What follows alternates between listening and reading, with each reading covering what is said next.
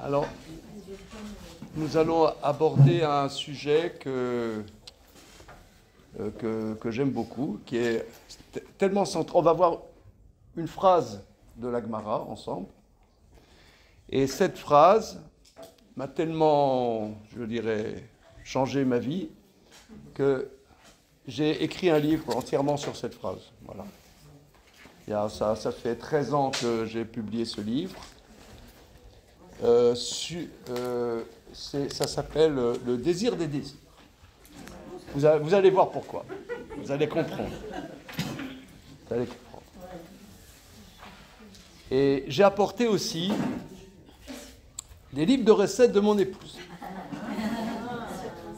Parce que dans la famille, nous sommes des écrivains. Alors, en un mot, c'est un chef-d'œuvre. Non, franchement, non, mon livre, il est formidable, mais celui de mon épouse, c'est un chef-d'œuvre. J'explique.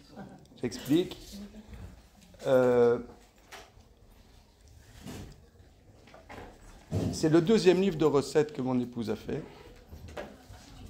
Alors, elle, toujours je lui dis, regarde, va faire la promotion de tes livres. Bon, vous comprenez, mesdames, elle n'ose pas. Voilà. Alors moi, j'ose. J'ai pas ce frein. Alors, ça, c'est un livre extraordinaire. C'est quoi faire à Pessah. Parce que les gens ils disent, on ne sait pas quoi faire. Alors, en quatrième de couverture, c'est on ne sait pas quoi faire. Alors, depuis, en vérité, ça a commencé avec sa grand-mère qui a écrit un petit calepin de recettes de Pessah. Et il y a des photocopies au début, là vous voyez, du calepin de sa grand-mère. Mais je pense que vous aurez des difficultés parce que c'est écrit en hongrois. Alors, donc, sa grand-mère a commencé. Je vais vous dire même plus pour mettre de l'ambiance. Comment les livres de recettes ont commencé? Par ma belle-mère qui était à Auschwitz. Et elle m'a dit que comme elles n'avaient rien à manger, entre copines, elles se racontaient des recettes. C'est chaud, hein? Hein? Elle est bonne, hein? Donc c'est comme ça que le goût des recettes s'est venu. Et alors, dedans, par exemple, je fais un peu de promotion, c'est le cadeau extraordinaire. Par exemple, là, il y a tout. Comment préparer Pessah? Combien de vaisselle il faut? Il y a un jeune couple, il se marie. Qu'est-ce qui est nécessaire pour commencer à préparer Pessah, vous voyez? Et voilà, donc ce étant, je pourrais vous le proposer donc, après, ainsi que mon livre, qui est le livre entièrement écrit sur ce que nous allons voir en 1 heure. Voilà. Alors, je vous passe des photocopies. C'est le désir des désirs. Désir des désirs. Mais vous comprendrez pourquoi c'est appelé comme ça. Voilà.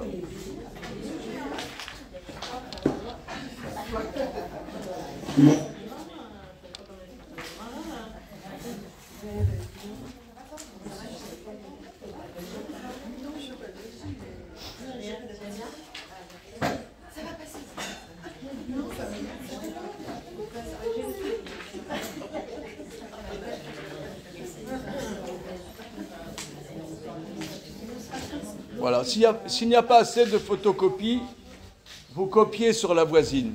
Là, vous avez le droit de copier aujourd'hui. Alors.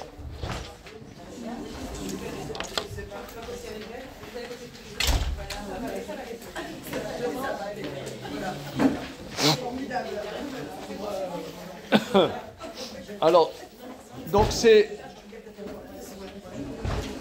dans le traité Shabbat, Kuf Yutret Amud Aleph. Le chapitre parle des repas de Shabbat, des Shalosh Seudot de Shabbat. Maintenant, le sujet va être d'où apprenons-nous qu'il faille faire 3 repas à Shabbat. Shabbat, on doit honorer le Shabbat. Comment on honore le Shabbat? En faisant un repas de plus. Normalement, on fait 2 repas par jour, hein, globalement. Mais on doit rajouter un repas. C'est ce qu'on appelle Seuda Shlishit. Bien. Alors, regardez donc la page que vous avez. 1, 2, 3, 4, 5, 6, 7, 8, 9, 10e ligne avant la fin de la page.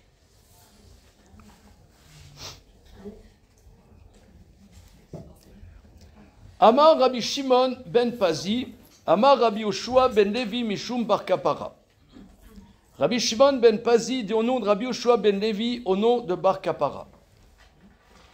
Kol HaMekayem Shalosh Seudot Be Shabbat Nitzol Meshalosh Puranuyot. Toute personne qui accomplit les 3 repas de Shabbat est sauvée des 3 malheurs. Pour Hanout, c'est le malheur. Toute personne qui accomplit les 3 repas de Shabbat est sauvée des 3 malheurs.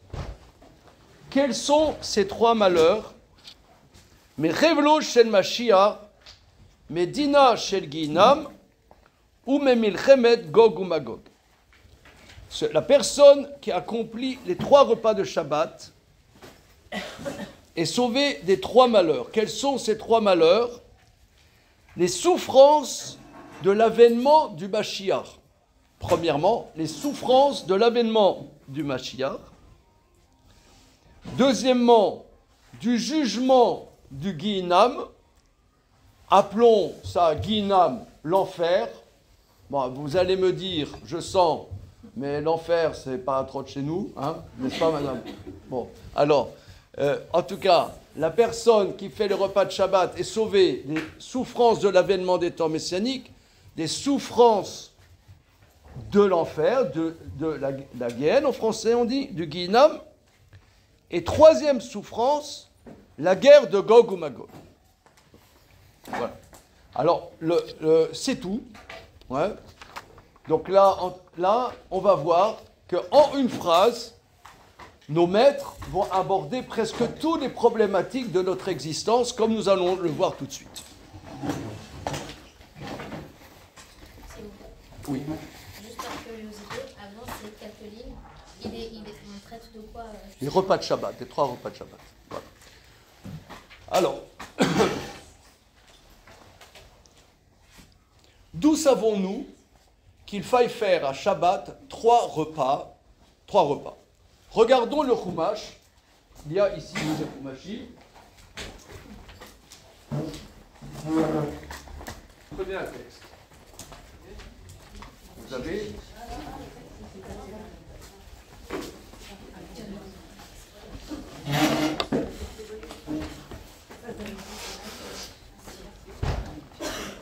alors, dans Parashat Béchalar,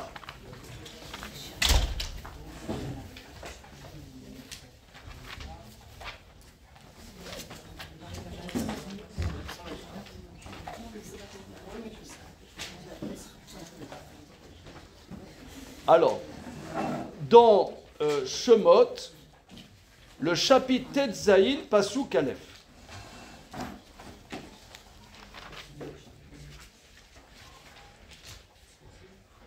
Page 127.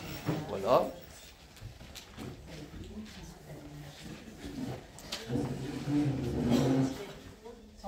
Page 127. Alors, chapitre Tetzaïn, Pasuk Aleph.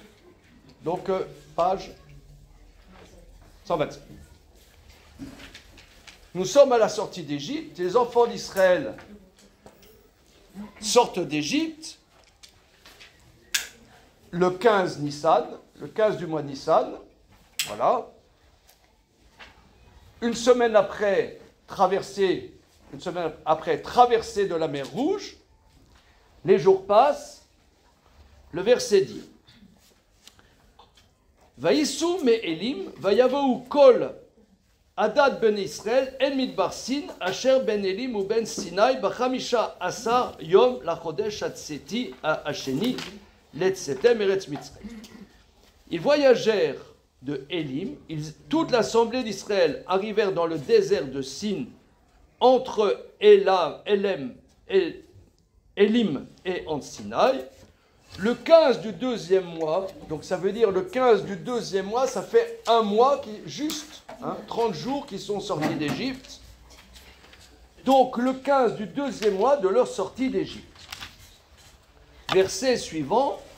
Veilonu kol hadad ben Israël al Moshe vel Aaron bamidbar. Et ils se disputèrent, toute l'assemblée d'Israël, sur Moshe et Aaron dans le désert. Vayomru alem ben Israël. Les enfants d'Israël dirent à Moshe et Aaron, Mi iten mutenu beyad Hashem beret Mitzrayim beshiftenu al sir abazar bochenu lechem lasova ki otsetem otanu la midbar azé lamit et kol akal azé baraav. Et dit, voilà, on a pu à manger. On a pu à manger. Pourquoi tu ne nous as pas laissés dans les malheurs en Égypte? On aurait préféré les malheurs en Égypte plutôt que mourir comme ça de faim dans le désert. Rachi explique. On n'avait pas Rachi dans cette édition, mais je vous le dis oralement. Rachi explique que ce jour-là, la harara, c'est-à-dire la galette qu'ils ont sortie précipitamment d'Égypte, s'est arrêtée. Ils n'ont encore pas manqué un repas, et la galette qu'ils ont sortie leur a suffi pendant un mois. Est-ce que c'est normal, ça? Pourquoi? Comment? Ils sont sortis, on dit, Tseda lo Asulaim, ils ont fait précipitamment les matzot. Pourquoi ils ont fait les matzot? Parce qu'ils n'ont pas pu préparer plus. Donc ils ont cuit précipitamment, ils ont fait la pâte précipitamment, ils ont cuit précipitamment, c'est pour ça que ça n'a pas levé. Et cette galette leur est restée un mois. Maintenant, au bout d'un mois, ça s'arrête. Et ils vont voir Moshe, oui, mais on a tous nos enfants, qu'est-ce qu'on va devenir? Mais c'est une catastrophe. Et alors, là, moi j'ai l'impression que toute l'histoire, toute notre vie, elle est dans ce passouk. Est-ce que des fois, on peut imaginer, pas vous évidemment, mais il y a des gens, ils se font des fois des soucis pour la parnassa. Vous avez entendu des choses comme ça? Non. J'ai entendu, il y a des gens, des fois, qui se font des soucis pour la parnassa.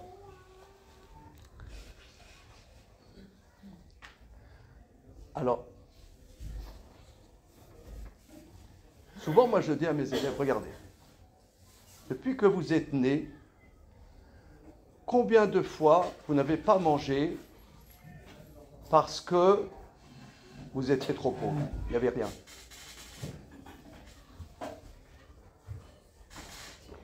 Peut-être vous avez sauté un repas parce que vous aviez des examens à faire, ou je ne sais pas. Mais combien de fois vous n'aviez pas à manger? Hein? Moi je vois, grâce à Dieu, peut-être les générations précédentes, il y a 2 générations, c'était autrement. Mais nous qui sommes nés après la Seconde Guerre mondiale,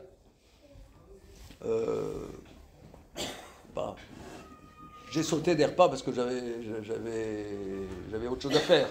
Mais parce que j'avais rien, moi, ça ne m'est pas arrivé.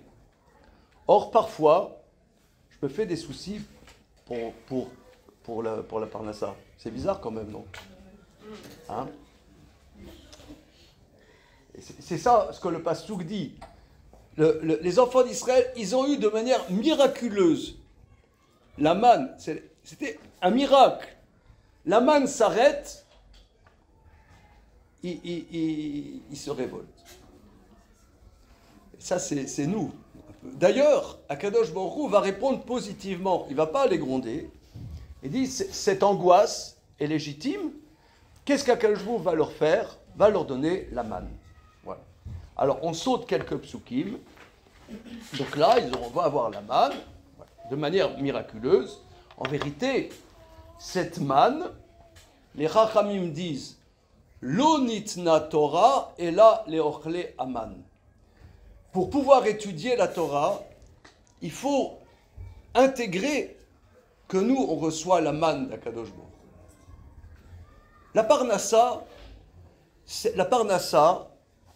le Maharal de Prague explique que c'est un niveau supérieur de la Mazé. C'est une relation directe avec Akadosh Baruch Hu. C'est pour ça, par exemple, le soir du Seder, on fait le Hallel Agadol. Vous savez, le Hallel, on dit Kileolam Chazdo, 25 fois on dit Kileolam Chazdo. 25 fois, dans l'Agada, on dit Kileolam Chazdo 25 fois. Maintenant, pourquoi on l'appelle Hallel Agadol? Parce que la dernière phrase, c'est Noten Lechem Lechol Basar, Kileolam Chazdo. Qui Akadosh Baruch Hu donne du pain à toute chair, Kileolam Chazdo. On remercie Akadosh Baruch Hu. Donc la Parnassa, c'est pas il faut la Parnassa. La Parnassa, c'est le niveau le plus grand, c'est qui, même si on vit que notre Parnassa vient d'une relation directe avec Akadosh Baruch Hu, à l'intérieur de Olam Hazé, on est déjà un peu dans Olam Haba. Et ça va être le Shabbat. Justement, le Shabbat va arriver. Alors regardez un peu plus loin.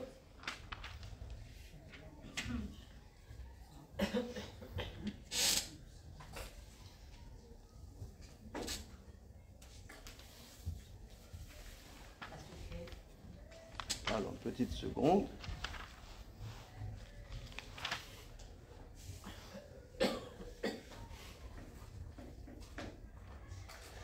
Alors, le verset Kavbet, verset 22. Vayohi bayom hashishi, laktu lechem mishne, shene haomer laechad. Alors, chaque jour, qu'ils prennent beaucoup, qu'ils prennent peu, ils avaient la même mesure. Ils rentraient dans leur tente, ils avaient la même mesure, un homer par personne. Un homer, une certaine mesure par personne qui s'appelle le homer. Bien. Et le 6e jour, vendredi, chacun a glané le double de la mesure, 2 homers par personne. Vayavo kol nesiye haeda vayagidou le Moshe. Tous les princes de l'assemblée sont venus dire à Moshe. Vayomer alehem, Moshe leur a dit, ou Asher diber Hashem, Shabbaton, Shabbat Kodesh, Hashem Machar. C'est ce que je vous avais déjà dit. Il va y avoir Shabbat Kodesh demain. Demain, vous n'aurez plus de manne. Demain, vous n'aurez plus de manne. C'est pour ça qu'à l'avance, vous avez un double Lechem Mishneh. C'est pour ça que, en souvenir de la manne, nous faisons Motzi le Shabbat sur 2 chalot. En souvenir des 2 parts de manne. Voilà, il a dit demain, c'est pour ça que vous avez une double part. Verset Kaf E.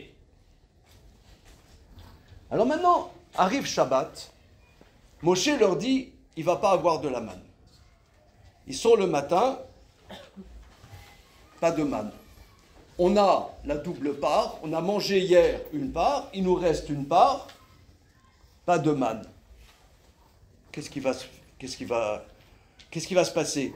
Si on mange la manne, peut-être que Moshe nous a raconté un peu une petite salade niçoise, et qu'il n'y aura plus de manne, c'est fini. Il nous dit, voilà, c'est Shabbat, il n'y a pas de manne, mais peut-être il n'y en a plus. Alors, si on mange la manne, là maintenant, qu'est-ce qu'on va devenir? Alors, regardez le verset. Verset Kaf-E, verset 25.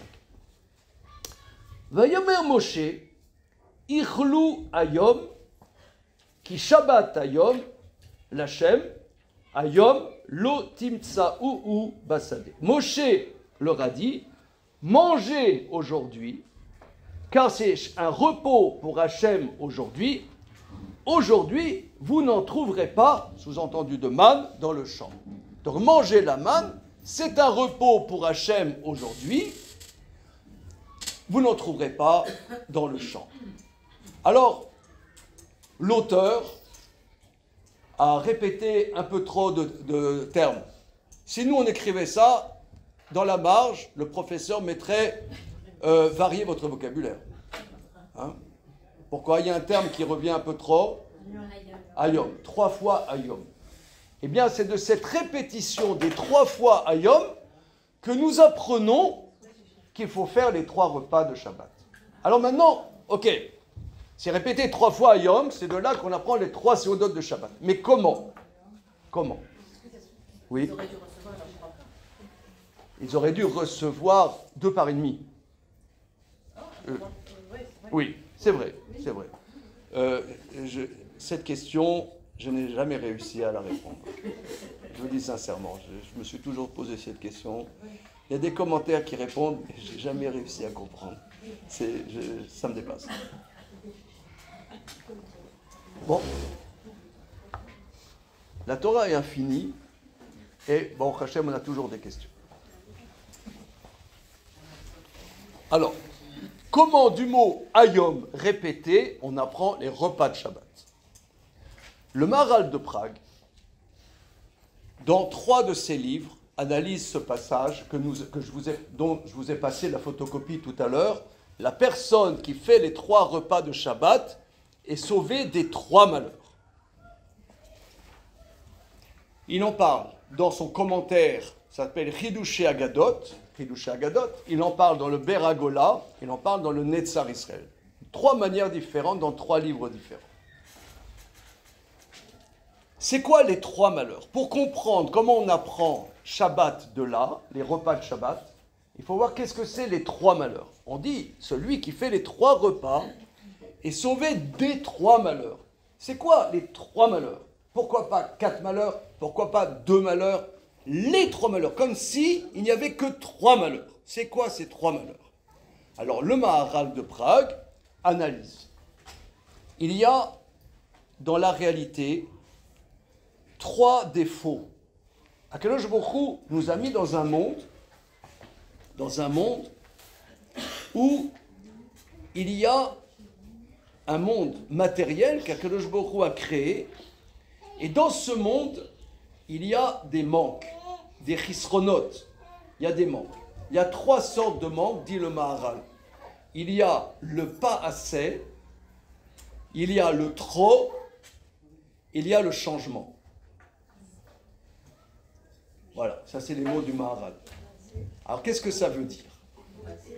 Comment? Il y a 3 manques. 3 manques structurels. 3 manques structurels. Le pas assez, j'ai pas assez. J'ai pas assez, j'ai pas assez. J'ai pas assez. Ça me manque, j'ai pas assez. Donc c'est pas bien, j'ai pas assez. Maintenant, avoir trop, c'est aussi un problème. Et le changement, kol shinui ura, tout changement est mauvais. On va essayer de comprendre. Hein. Donc ça, si vous voulez, là, c'est abstrait, c'est très abstrait. Alors, la Gemara va rapporter d'où est-ce qu'on apprend ces 3 malheurs. Alors, je ne vous fais pas la chose de manière technique. Il y a le premier malheur, c'est le manque. Premier malheur, c'est le manque. Nous trouvons ce malheur dans le prophète Tsafania. Pas très connu, hein? Bon, Tsafania, et un prophète qui dans le livre des Tréhassar, Tsafania.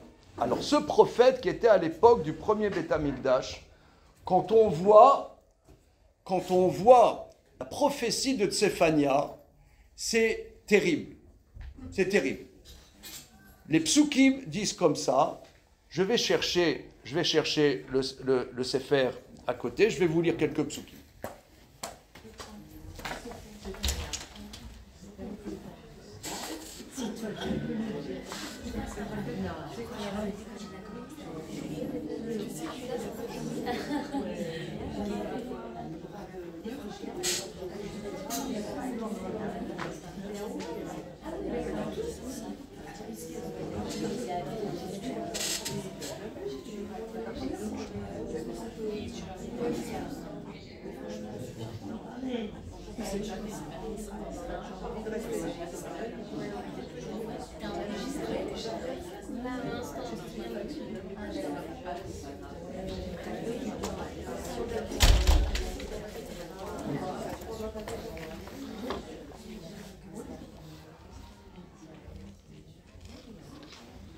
Alors, le sujet à l'époque du premier Beth Amikdash.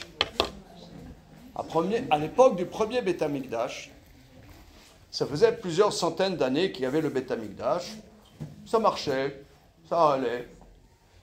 Les gens vivaient leur vie. Le Passouk dit, ils étaient Kofim ad Shimrehem. Kofim ad Shimrehem, ils étaient comme gélifiés sur la lie du vin. Ouais, le vin, il y a des tonneaux de vin. Et le vin, il y a les petites particules de peau qui sont dans le vin. Si on ne remue pas le vin, ça se dépose, ça devient la lie de vin. Et le prophète Safania dit, les gens, à la fin de l'époque du premier Beth Amikdash, ils étaient comme des tonneaux qu'on ne remue pas. En anglais, on dit « don't disturb ». Laisse-moi tranquille, laisse-moi vivre ma vie. Je vais vous dire quelque chose de pas agréable. Cet été, avec mon épouse, on était en Israël. Et on avait l'intuition qu'il y avait des choses qui tournaient pas rond. Si je peux m'exprimer ainsi. Et vous parlez avec quelqu'un, c'est quoi le but? Le but, un peu en Israël, religieux et pas religieux, même les religieux, kiff. C'est kef. Kef. C'est-à-dire, on a une vie pépère. C'est quoi? Moi, je dis souvent, en Israël, il n'y a pas besoin d'attendre le troisième Beth Amikdash, on l'a déjà. C'est Ikea. On l'a déjà.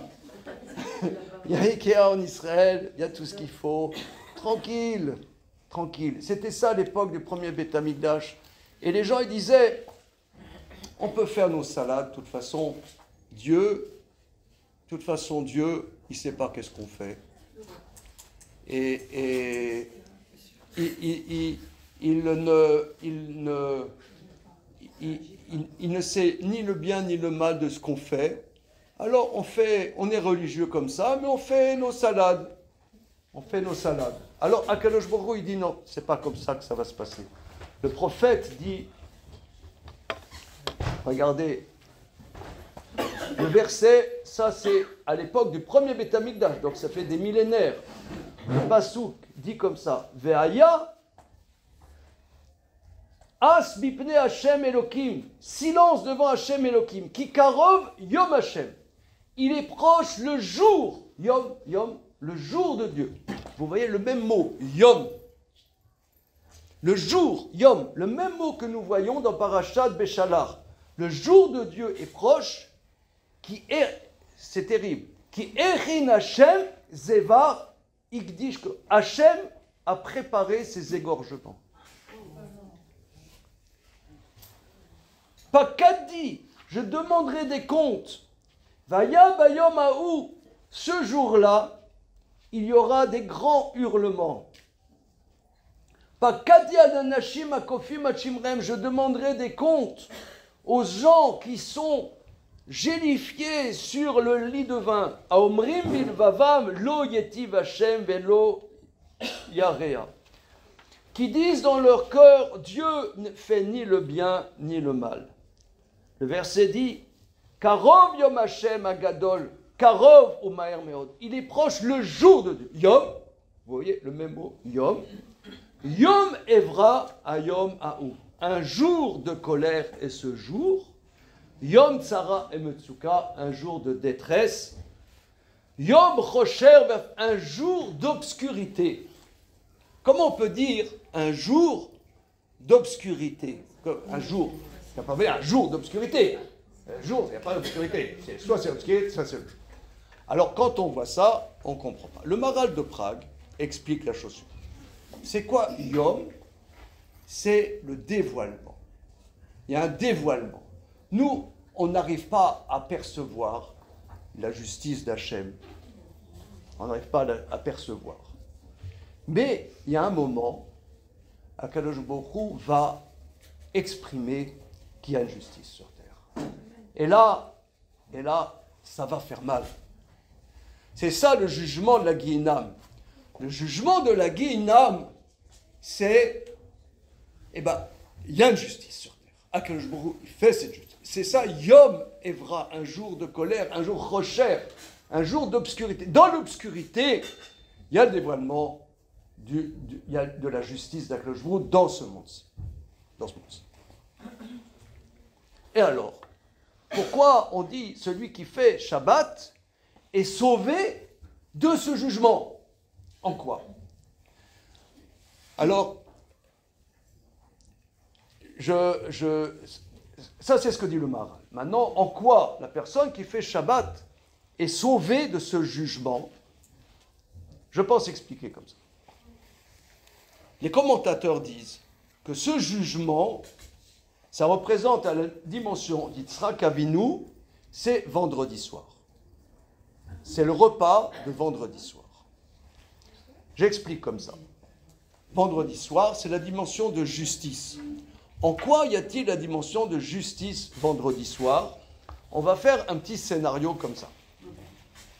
Disons, pourquoi la personne qui fait le repas de Shabbat est sauvée de cette catastrophe, de cette calamité? En quoi? On va faire le scénario suivant. Disons que je travaille dans un cabinet, c'est pas un cabinet de consultants, 30e étage d'une tour à la Défense. Ok. Et que nous soyons en hiver, Shabbat, ça commence à 14h15. Voilà. Donc je suis là-bas à 14h, 30e étage d'une tour à la Défense. On nous dit, voilà, il y a le grand patron qui vient des États-Unis à 17h, réunion du staff au 25e étage. Monsieur Lévy, tout le monde sera là avec le grand patron qui vient exprès des États-Unis. Il faut que je rentre au Vinci. Qu'est-ce que je vais faire là? Il est 14h, 17h, Shabbat, ça commence à 16h15. Qu'est-ce que je vais faire? Il dit, regardez, je peux pas. Je dois rentrer à 15h, je pars. 15h, je pars. Monsieur Lévy, il n'y a pas de problème. Vous recevrez votre lettre de licenciement lundi matin par courrier recommandé. Bon, bah, c'est comme ça, c'est Shabbat. Hein. Donc, je sais, je suis licencié. Voilà, licencié pour faute professionnelle. Ok, sans indemnité. Je rentre à la maison. Bon, prends la douche. Mon épouse a fait le repas de Shabbat. Elle a mis le meilleur d'elle-même. J'ai pas très faim. Alors, c'est pas bon? Si, c'est bon.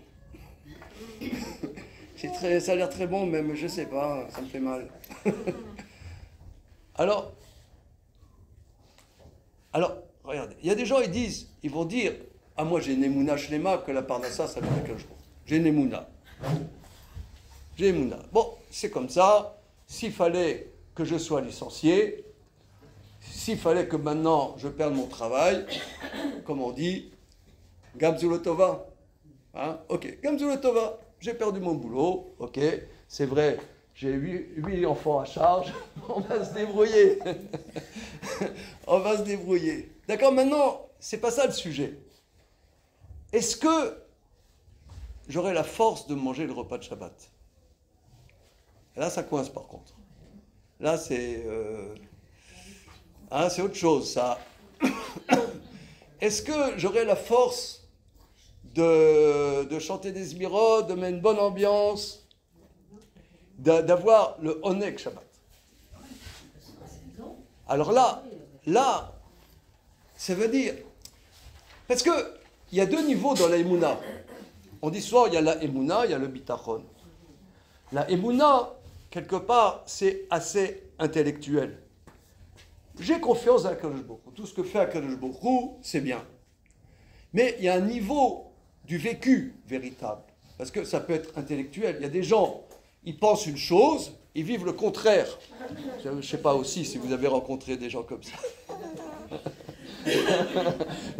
Si vous voulez, là, on peut penser une chose. Moi, tout ce que je fait, c'est bien. Maintenant, je me retrouve là, le licenciement sec, licenciement sec, je me retrouve disons, on sait que déjà à partir d'un certain âge, retrouver du boulot, c'est pratiquement impossible. Donc, qu'est-ce que je vais devenir? Alors, ça prend au triple. Alors on dit, voilà, la personne qui vit intimement une confiance avec Akadosh Baruch Hu telle qu'elle fait le repas de Shabbat. En vérité, le test, c'est pas tant d'avoir une émouna, parce que la émouna, c'est intellectuel, mais de vivre, de faire le repas de Shabbat, ça veut dire vivre, d'être disponible à vivre une dimension de délice, de plaisir, partager ce plaisir. Là, c'est la dimension supérieure de la proximité avec Akadosh Baruch Hu. C'est que la personne, elle vit intimement que sur terre, on peut avoir un lien effectif avec Akadosh Baruch Hu. C'est ce que les Rachamim disent, que le Ham Israël qui respecte Shabbat, c'est tous les enfants d'Israël, hommes et femmes, érudits, pas érudits. On a une proximité avec Akadosh Baruch Hu qui est la plus extraordinaire. Nous, dans la Torah, la proximité avec Akadosh Baruch Hu, c'est dans les Seudot. Les Seudot, c'est le moment de plaisir où on est disponible, si vous voulez, on est disponible à avoir, on ne dit pas kiffer, les repas de Shabbat. J'imagine, moi j'ai pas ni le temps, ni l'argent, la disponibilité, ni le hercher pour aller dans les restaurants. Je ne sais pas qu'est-ce que c'est les beaux restaurants. Mais bon, ici on est dans les régions parisiennes, il paraît qu'il y a les plus grands restaurants du monde. Mais j'imagine que les repas de Shabbat que nous faisons, que mesdames, que vous préparez,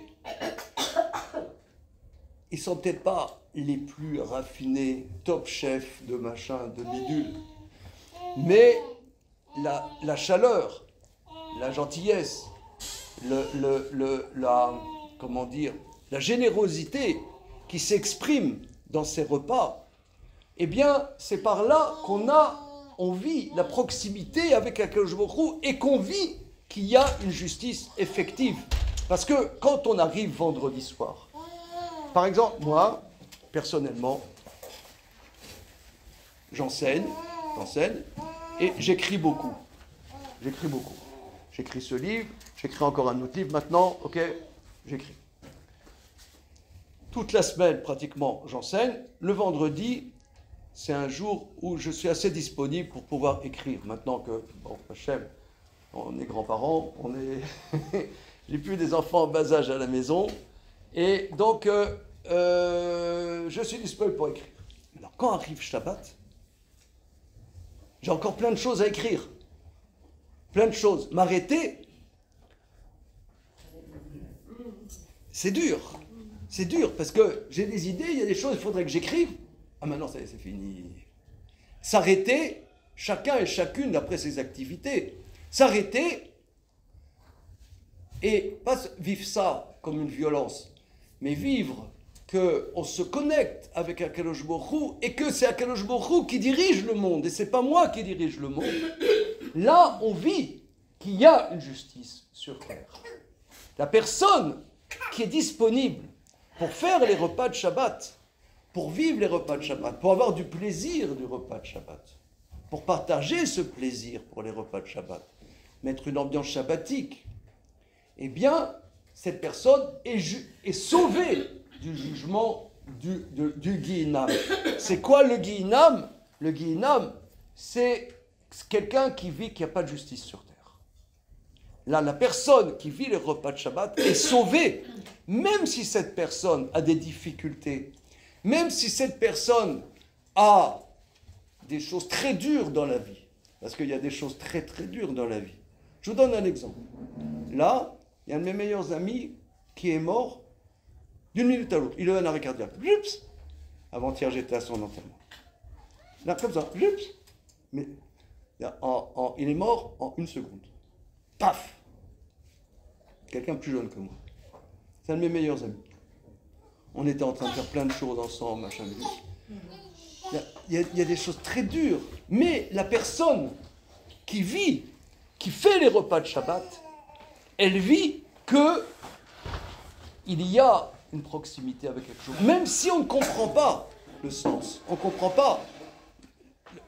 La question, c'est pas de comprendre, c'est de vivre qu'il y a une chose. Donc la personne qui fait le repas, ici on parle particulièrement du repas de vendredi soir. Pourquoi pas rajouter une fille en plus à Yom Kippour pour avoir une proximité avec le groupe? Pourquoi à travers la nourriture? Ah mais vous voyez qu'il y a Moussaf. Oui, mais on aura une cinquième. Ah, alors voilà. Pourquoi Alors, à travers la regardez, nourriture et pas regardez. à travers le... C'est pour ça que j'ai appelé le livre Le désir des désirs. Le Maharal explique. Je cite beaucoup le Maharal parce que le Maharal de Prague, il y a 450 ans, il analyse tous ces sujets très subtils.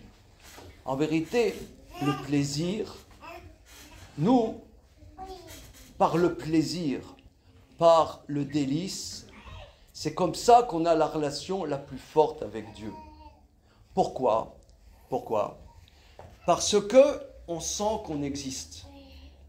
Les Chachamim disent, et je l'analyse longuement dans le livre, si vous voulez là, j'essaie d'aller synthétiquement parce qu'il y a énormément de choses à voir sur ce thème.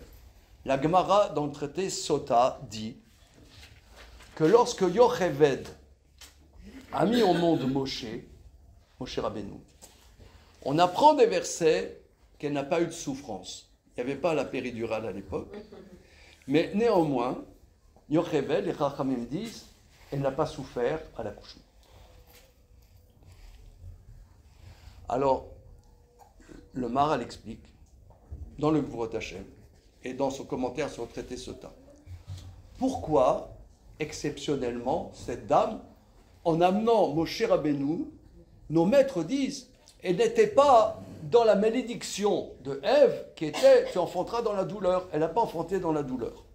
Explique le Maharal. Étant donné que Moshe Rabbeinu va nous donner la Torah, c'est l'existence.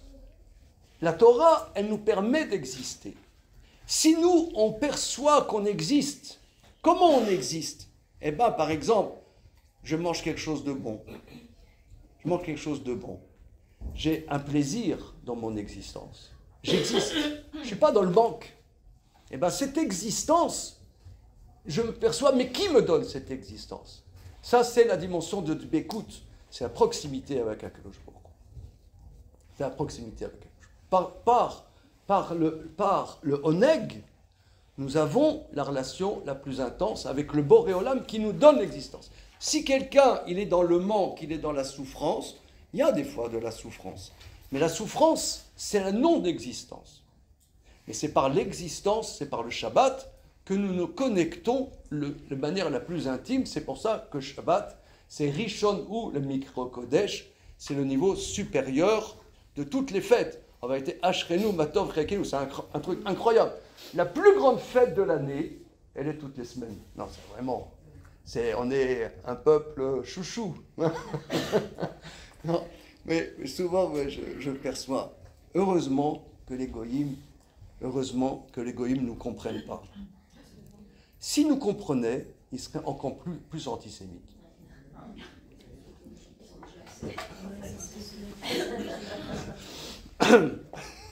Là, ça veut dire, ils ont l'intuition que nous, on vit des choses incroyables. Ils sont jaloux. Mais si ils percevaient véritablement, le Oneg Shabbat, qu'est-ce que c'est le Oneg Shabbat? Alors, heureusement qu'ils ne savent pas. Heureusement qu'ils ne savent pas. Deuxième dimension, la personne qui fait les repas de Shabbat est sauvée de la guerre de Gog ou Magog. Alors, c'est quoi la guerre de Gog ou Magog?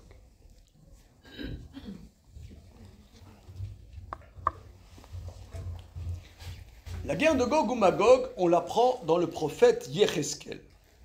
Qu'est-ce que ça sera la guerre de Gog ou Magog?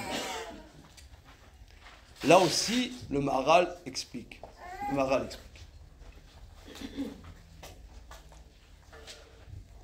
Lorsqu'il y aura le Mashiach, évidemment, dans chaque chose, il peut y avoir plusieurs explications. Hein. Ce n'est pas the explication, il y a plusieurs explications. Mais l'explication que je propose, d'après ce que j'ai étudié. Lorsque il y aura le Mashiach va ramener tous les enfants d'Israël qui sont exilés, Mekabetz Nitré Israël, il va rassembler les exilés d'Israël, il va les amener en Eretz Israël, il y aura la reconstruction du troisième Beth Amikdash. Mais c'est là que les choses vont se compliquer. Toutes les nations du monde vont s'allier pour rayer Israël de la carte. D'ailleurs, on a un petit aperçu. On a à l'horizon. Voilà. Mais là, ce qui est un peu choquant, c'est que c'est après la venue du Mashiach, c'est pas avant. C'est après la venue du Mashiach. Après la venue du Mashiach, il y aura la construction du Beth Amikdash. Donc, si vous voulez, tout ira bien. Tout ira bien. On sera au summum du Ham Israël. Il y aura les Korbanot, les Kohanim, le Kohen Gadol à Yom Kippour. Il y aura le niveau supérieur du Ham Israël, le Sanhedrin Agadol, le grand tribunal. Il y aura des sages extraordinaires, le retour de la prophétie. Et là, paf, toutes les nations arriveront. Mais nous, on est quand même un petit peuple. On est un petit peuple. Et les nations, elles sont immensément grandes. Regardez, vous avez là, justement, actuellement, à l'intérieur, on tremble. Il y a la Chine, il y a la Russie, c'est l'Inde, des peuples, l'Iran, les peuples Atsumim, des peuples terribles, des populations invraisemblables. Nous, on a, quand un des nôtres, un de nos soldats meurt, on pleure, mais eux, quand il y en a 1 million, je ne sais pas s'ils pleurent. En Ukraine, ils en ont 10 000. Ils n'ont pas, après, voilà, il y a notre frère qui est tombé. Nous, déjà, notre peuple est déstabilisé. Des nations, la Seconde Guerre mondiale, Staline, il a envoyé des millions de soldats. Allez hop, c'est comme ça qu'ils ont vaincu l'Allemagne. Ils ont des millions. Nous, on n'est rien du tout. Toutes les nations vont... Ça va être de la panique. Alors, celui qui fait le repas de Shabbat midi, il sera sauvé de la guerre de Gog-Magog. C'est quoi le repas de Shabbat midi? Quelle est la spécificité du repas de Shabbat midi? Alors, le repas de Shabbat midi est un petit peu énervant. Comment? Oui, mais de manière concrète. Vous avez raison, madame. Mais au niveau concret, je parle en tant que monsieur. Hein? Vous ajusterez en tant que dame. Et monsieur, il a passé toute sa matinée à la synagogue. Il a fait un bon kidouche. Voire, dans certains endroits, un gros kidouche. Après, il a étudié avec ses copains. Il rentre. Qu'est-ce qu'il a envie? D'aller dormir. Il a envie d'aller dormir. Qu'est-ce que tu vas faire de Séouda maintenant? Qu'est-ce que tu vas faire de Séouda? Où j'ai la force de faire une Séouda? Et mon épouse dit, t'as encore la force de faire une Séouda? Alors, là, il y a le Séouda de Shabbat midi. Si vous voulez, tout va bien. On a oublié nos soucis. Vendredi soir, on est dans l'angoisse. Mais on a oublié la lettre recommandée.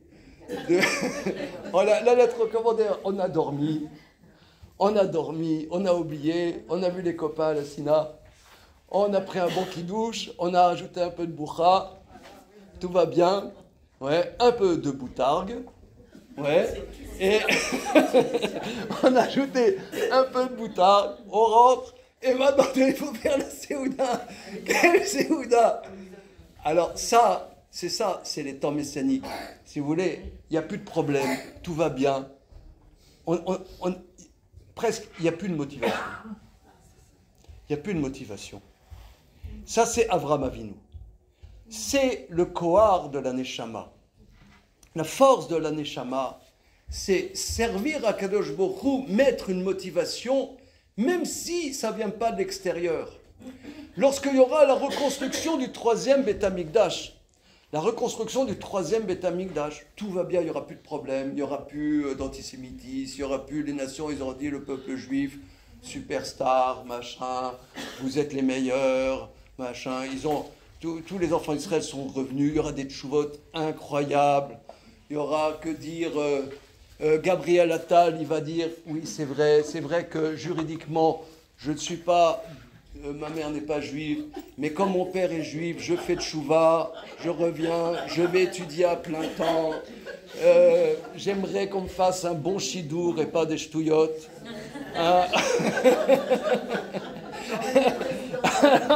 Alors, voilà, tout ira bien, donc et là, tout d'un coup, toutes les nations voudront nous éliminer. Mais on ne s'est pas construit à l'intérieur. On s'est laissé prendre par la réussite.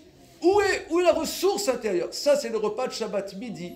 Ça, c'est Avraham Avinu. Avraham Avinu, il n'a pas vécu une période perturbée. Il est à l'époque de la tour de Babel. Le Pirkei de Rabbi Eliezer dit qu'il avait 48 ans à l'époque de la construction de la tour de Babel. La tour de Babel, ce n'était pas des conflits. La tour de Babel, c'était la construction d'une société moderne, technologique, etc. Donc lui, il dit, mais où est ma place? Où est mon intériorité? Où est ma pnimiout? Le repas de Shabbat midi, la personne qui, elle n'a plus les soucis de Parnassa, elle n'a plus les soucis de ceci, mais c'est le kohar de la Neshama. C'est ça ce que le Rambam dit à la fin des lois du roi. Il conclut tout le Mishneh Torah. Lorsque le Mashiach va venir, la richesse, tous les biens matériels seront abondants et toute l'humanité, et en particulier le peuple juif, ne rechercheront qu'à connaître Dieu. Alors ça, c'est incroyable, parce qu'en général, quand il n'y a pas des problèmes matériels, on cherche à faire des bêtises. Souvent, excusez-moi l'expression, c'est plus difficile dans une famille riche d'éduquer ses enfants que dans une famille modeste. Souvent, par exemple, j'entends qu'il y a des problèmes de drogue un peu dans toute l'humanité. Mais souvent dans des familles aisées, très aisées, les enfants, ils ont tout, ils n'ont plus de motivation. Alors que Dieu nous en préserve, souvent il y a des gros problèmes de drogue, parce qu'ils n'ont pas de motivation. C'est ça les temps messianiques. Les temps messianiques, il y aura tout. Est-ce qu'on aura la motivation? Maïmonide dit, il y aura, toute la motivation, c'est de connaître Dieu, puisqu'on n'aura plus de problème matériel. Mais ça, c'est quoi? C'est le kohar de la Neshama. Ça, le Mashiach, il nous apprendra à éveiller la Neshama qui est en nous. Ça, c'est le repas de Shabbat midi. La personne qui fait le repas de Shabbat midi est sauvée du jugement, de la difficulté de la guerre de Gog et Magog. Maintenant, le troisième repas. Je rajoute un peu, hein, ça va? Le carrosse ne va pas se transformer en citrouille? Ça va? Quelques minutes? Vous me dites, ça va? D'accord. Troisième repas. Et ça, c'est le plus important, c'est Seuda Shlishit. Qu'est-ce que c'est l'avènement, les souffrances de l'avènement des temps messianiques? Alors, le verset dit, dans le prophète Malachi, depuis Adam, jusqu'à Malachi, il y a eu la prophétie, la nevoua. C'est quoi la nevoua? C'est Akadosh Baruch Hu parle explicitement à l'homme. Nous, aujourd'hui, il y a ce qu'on appelle des balais Ruach HaKodesh. Il y a des grands Chachamim, des grands tzadikim qui ont Ruach HaKodesh. Mais pas la prophétie. La prophétie, c'est Akadosh Baruch Hu qui parle clairement. La dernière prophétie, le dernier prophète, c'est Malachi, D'après certains avis, Malachi, c'est Mordechai. Mordechai d'Esther.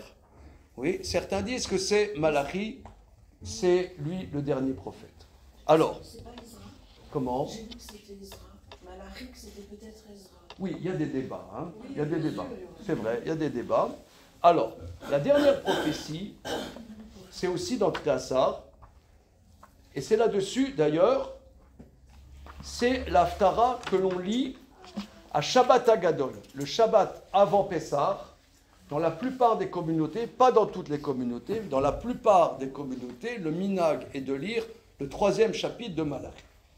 Quels sont les derniers versets? Qu'est-ce que c'est la dernière chose que Dieu a dite explicitement à un être humain? Regardons le verset.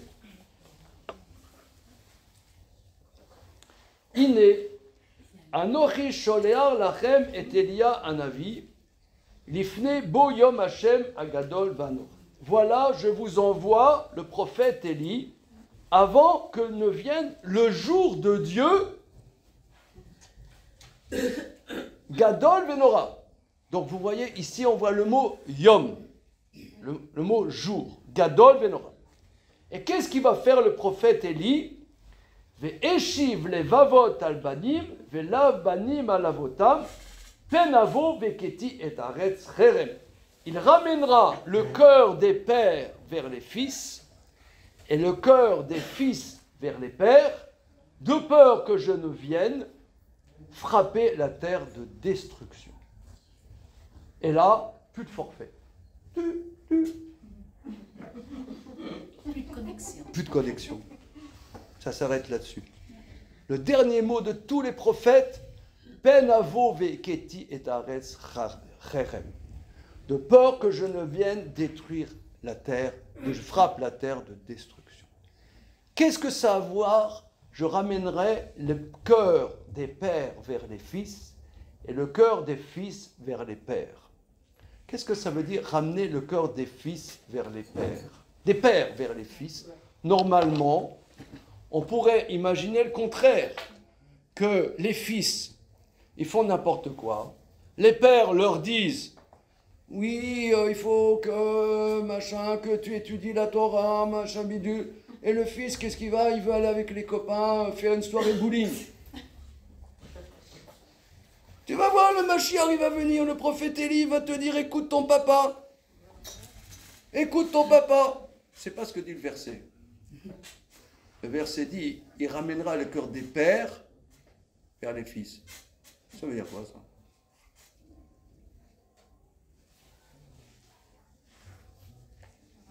Ça veut dire quoi? C'est pas grave, on comprend mieux. Comment? C'est les enfants qui vont faire tout le temps. C'est les enfants qui vont ramener les parents à la Torah. C'était la deuxième, non?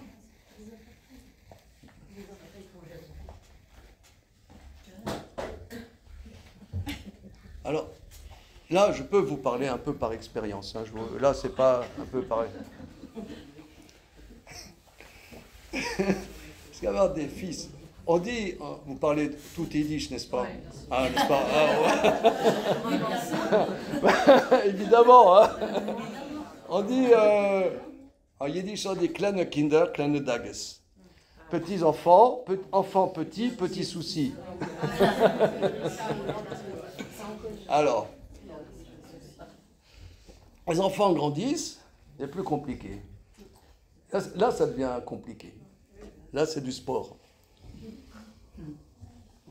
Bon, alors, pourquoi Akadosh Baruch Hu, il a fait un truc. J'ai envoyé un mail de réclamation. akadoshbaruch@gmail.com. J'attends la réponse. C'est qu'il a mal foutu les choses, si je peux m'exprimer ainsi. Je sais pas, ça va où. C'est qu'il a mis entre les parents et les enfants une génération. Une génération, et parfois deux. Non, des fois deux, parce que grâce à Dieu, ceux qui ont des enfants, des fois il y a deux générations. Alors, et on voit, on n'aime pas trop comment ils font. Nous, on a l'expérience. On aimerait leur dire, mais fais ci, fais ça. Et ils ressentent que nous, on est réprobateurs de leur choix, de leur hésitation, des fois de leur fourvoirie. Pourquoi qu'un jour il a fait que nous, on a plus d'expérience?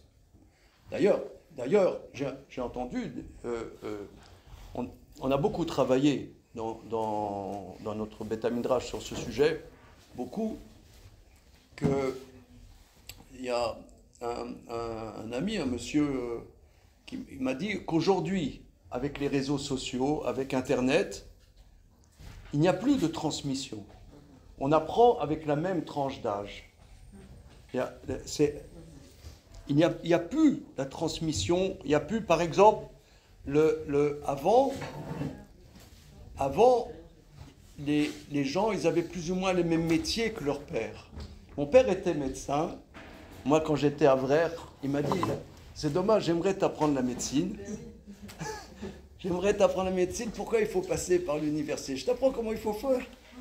Mais non, il faut passer par des écoles, par des trucs. Mais autrefois, quelqu'un, je ne sais pas, il était un métier juif, il était fourreur, hein, il était dans la fourrure. Allez, il apprenait à son fils à être fourreur. Il était diamantaire, il apprend à son fils à être diamantaire. Il était bijoutier. Oui, ça c'est un métier juif. Il était bijoutier, horloger, bijoutier. Dans ma famille, ils étaient horloger, bijoutier. Tu apprends à ton fils à horloger, bijoutier. C'est une compétence que tu transmets. Mais aujourd'hui, il y a une rupture complète de transmission. Rupture complète. Alors, il y a des phasages entre une génération et une autre génération. Moi, je dis souvent, comment je peux comprendre mes enfants et comment mes enfants peuvent me comprendre. Par exemple, nous, on a vécu, je pense la plupart d'entre vous, mesdames, on avait la savonnette quand on prenait la douche. Et il y a eu un bouleversement technologique majeur, le gel douche. Nos enfants qui sont nés avec le gel douche, comment peuvent nous comprendre le traumatisme de la savonnette qu'on perdait? Donc, on ne peut pas se comprendre. C'est-à-dire qu'il y a un fossé. Il y a un fossé structurel de génération. Par exemple, moi j'ai passé le bac, il n'y avait pas de calculette électrique. Calculette. Hein, il fallait savoir par cœur, 7 x 7, machin. Voilà. Et j'en passe. Aujourd'hui, ils sont nés avec ils sont nés même le jour de leur naissance, déjà dans le berceau, ils avaient une calculette. Donc, comment on peut se comprendre? Même par exemple, les musiques. Un enfant adolescent, il écoute une musique. Mon épouse est comme ça. Et moi, quand j'écoutais la musique, ma maman, elle faisait comme ça. Donc, ça veut dire, alors, l'enfant, il voit les parents, il dit, quand elle te plaît pas ma musique, il n'ose pas te le dire, mais il te regarde d'un air de dire, quel parent imbécile. Ils n'ont rien compris.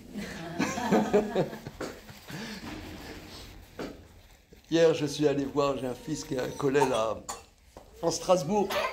J'ai dit, je vais aller te voir, j'espère que je ne vais pas te faire honte. Bon, voilà. Mais tout ça pour dire qu'il y a... Alors, comment?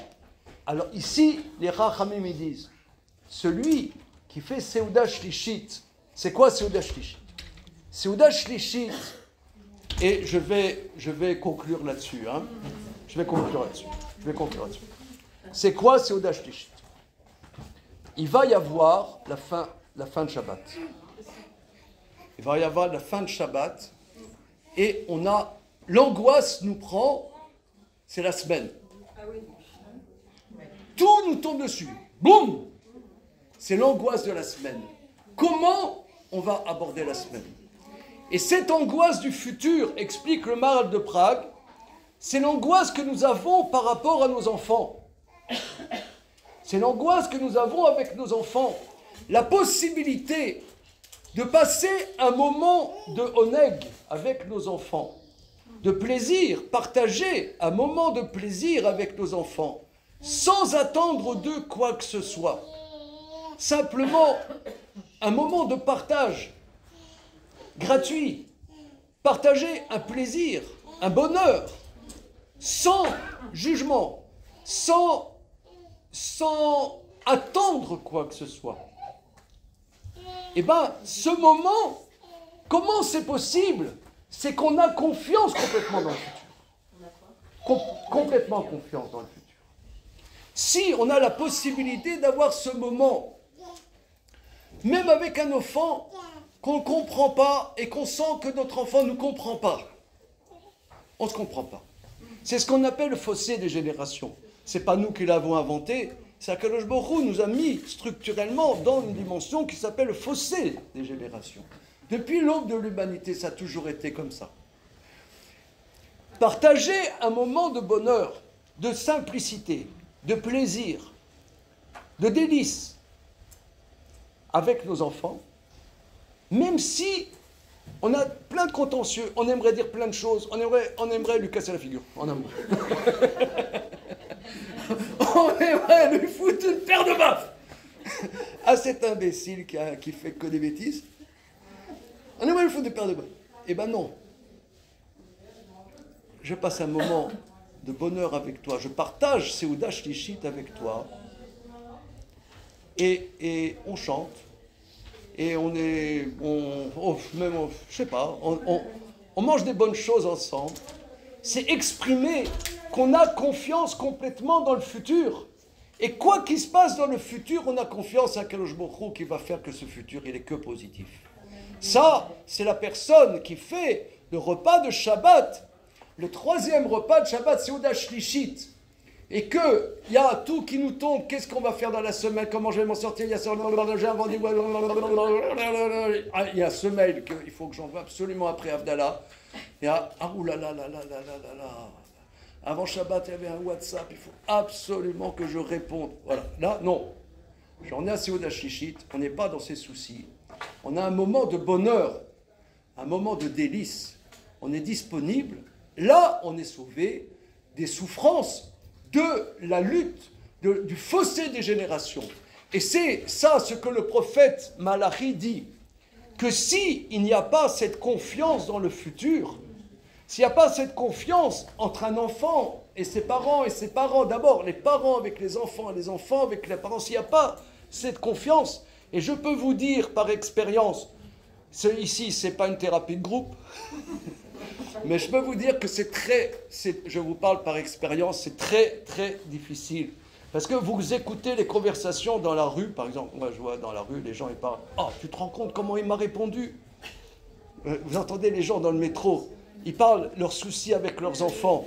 Et alors, regardez, mais c'est pas possible, mais pourquoi il m'a parlé comme ça, machin, bidule.